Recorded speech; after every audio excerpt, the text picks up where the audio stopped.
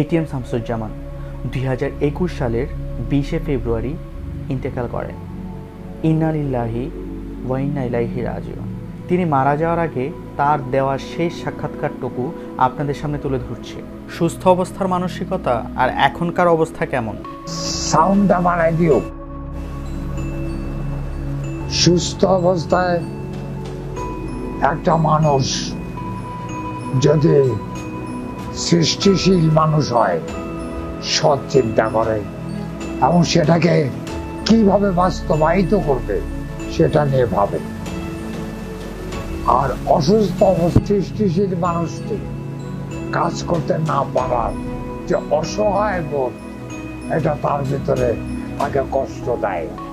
আপনি একজন শিল্পী মানুষ, কাজ করায় আপনার ধ্যান জ্ঞান, কিন্তু আপনি অসুস্থ হয়ে এখন হাসপাতালের বিছানায় শুয়ে আছেন। আপনি কেমন লাগছে? এটা যদি আপনি একজন সৃষ্টিশীল শিল্পী হতেন, আপনি একজন সাংবাদিক, আপনার তো এটা অনুভব করার কথা যে আপনি সাংবাদিকতা না করে যদি হাসপাতালে বিছানা শুয়ে থাকতেন আপনার কেমন লাগতো? নিশ্চয়ই আপনার কষ্ট হতো। কাজেই এই প্রশ্নটি নিতান্তই অবান্তর। সৃষ্টিশীল মানুষ যে অবস্থাতেই থাকুক সব সময় কিছু একটা করতে চায়।